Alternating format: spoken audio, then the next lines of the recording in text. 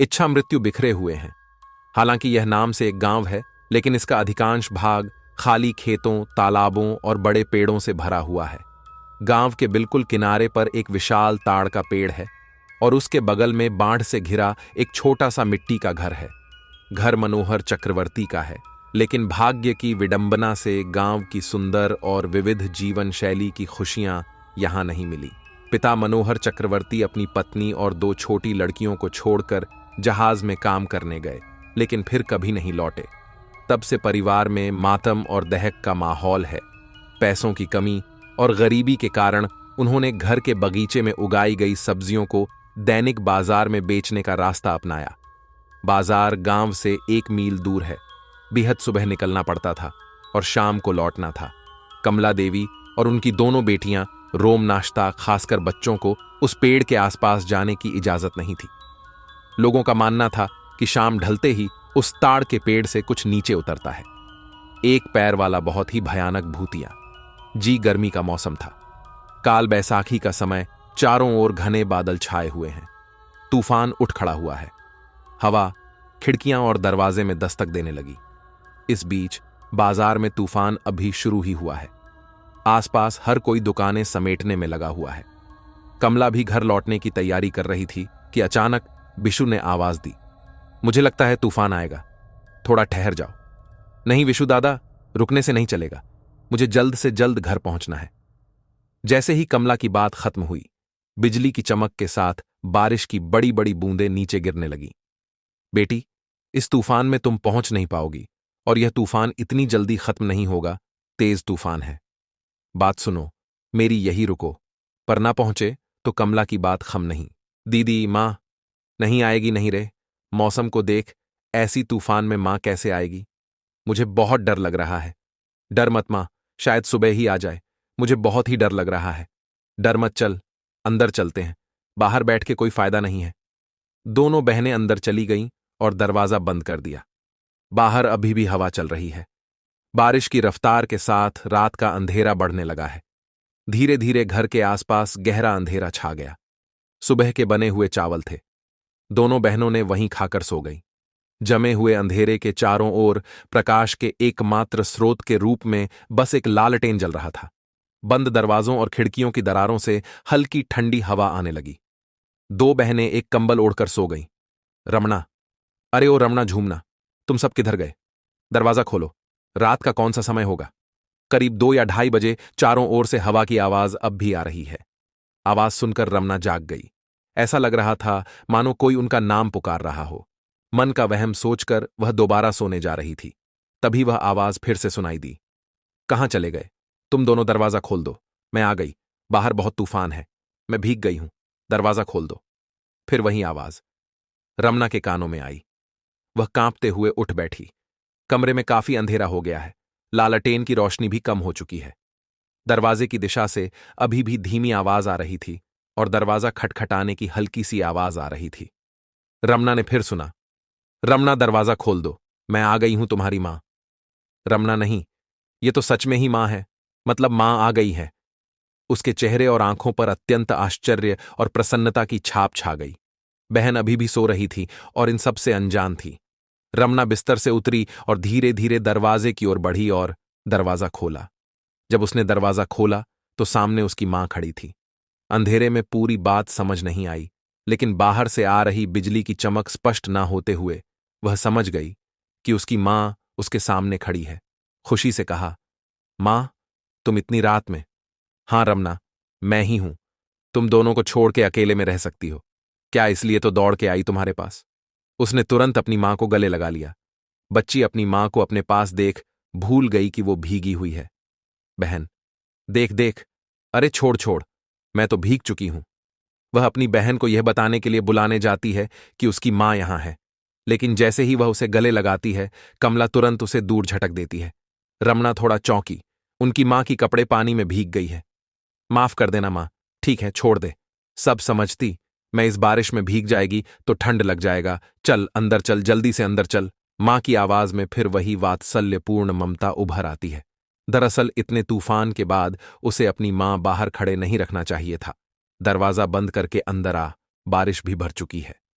हाँ मां, चलो फिर। रूना अंदर से दरवाजा बंद कर देती है, घर के अंदर कीचड़ ना हो जाए। इसलिए कमला देवी टोकरी छोड़कर गीले कपड़े बदलने के लिए रसोई में चली गई। रमना अपनी मां से पूछती है, मां, बत्ती की रोशनी कम हो चुकी है, मैं मिट्टी के तेल डाल दूं, क्या नहीं छोड़ दे? वैसे भी बहुत रात हो चुकी है, बत्ती लेकर क्या करूंगी, सोना ही तो है। ठीक है मां, तुम दोनों ने खाना खाया? हाँ मां, जा जाके सो जा, मैं भी आ रही हूं, कुछ खाने के लिए दे दूं? मां, नहीं, उतने से नहीं होगा, तुम दोनों सो जाओ, अगर मुझे भूख लगेगी तो मैं खा लूंगी। कमला देवी ने अंदर से कपड़े बदलते हुए जवाब दिया। रमना बिना बात किए सो गई। बहन अभी भी सो रही हैं। उसने अपनी बहन को धीरे से बुलाया। हे झूमना, झूमना मां आ गई। पता है तुमको? झूमना ने नींद भरी आवाज में उत्तर दिया। कहाँ है दीदी? ये लो, मैं आ गई हूं मां। कमला देवी आकर बिस्तर पर सो गई। झूम नींद में अपनी मां से लिपट गई। फिर वह दीदी की तरफ मुंह फेर कर सो गई। मैं पीठ सहला देती हूं, तुम सो जाओ। बहुत समय बीत गया, बारिश रुक गई है। बाहर से मेंढक की आवाज आ रही है और झूमना अचानक असहज महसूस करने लगती है। उसने आंखें खोलीं। उसके चेहरे और आंखों पर दर्द का एक अजीब सा भाव उभर आया। उसने धीरे से दीदी को जगाया। क्या हुआ? क्यों बुला रही है दीदी? पट बहुत दर्द हो रही है। मां को बोलना सहला देने के लिए झुना नींद में कमला देवी को बुलाने जाती है। तभी अचानक एक भयानक दृश्य देखकर वह चौंक जाती है।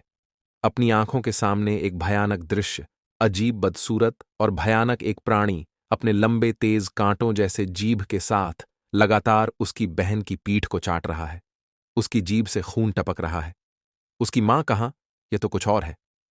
एक बड़ा मुंह, चेहरे पर नुकीले दांतों की कतार उभरी हुई है।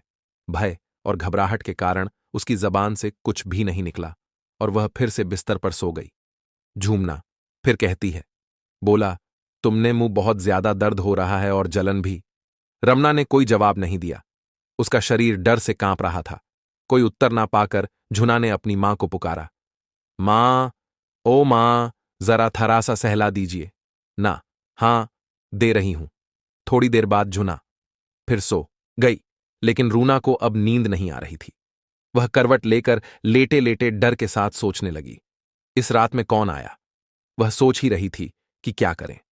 अचानक झूमना के चेहरे पर दर्द के भाव आ गए। उसने फिर आंखें खोलीं और दीदी को आवाज दी।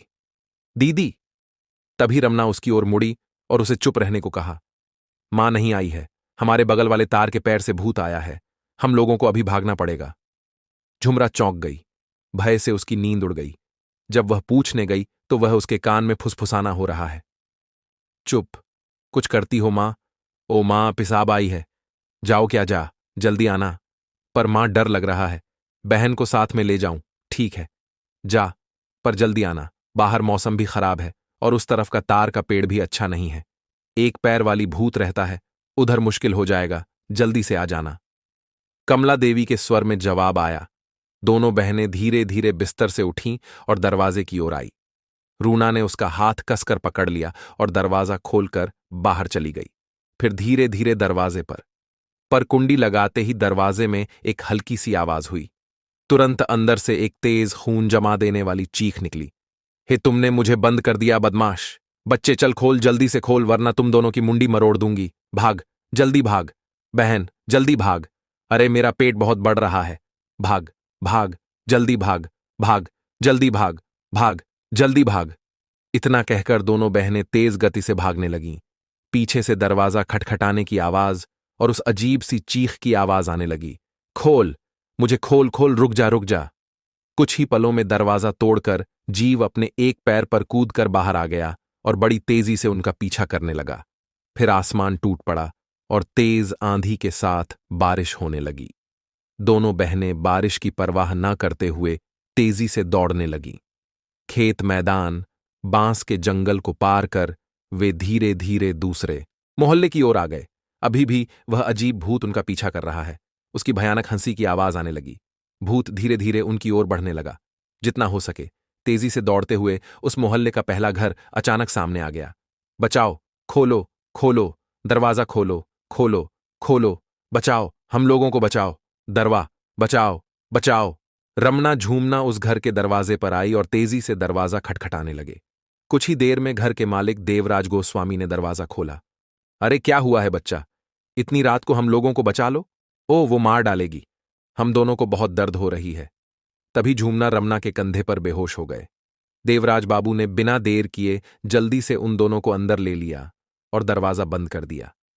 फिर कुछ देर बाद जब वह दोनों संभल गए तो गोस्वामी जी ने रमना से सब कुछ बताने को कहा। उधर गोस्वामी जी की पत्नी झूमना को संभाल रही थी। रमना धीरे धीरे गोस्वामी जी को सब कुछ बता देती है। सब कुछ सुनने के बाद देवराज बाबू ने कहा, भगवान की अशेष कृपा है, तुम लोग बच गए।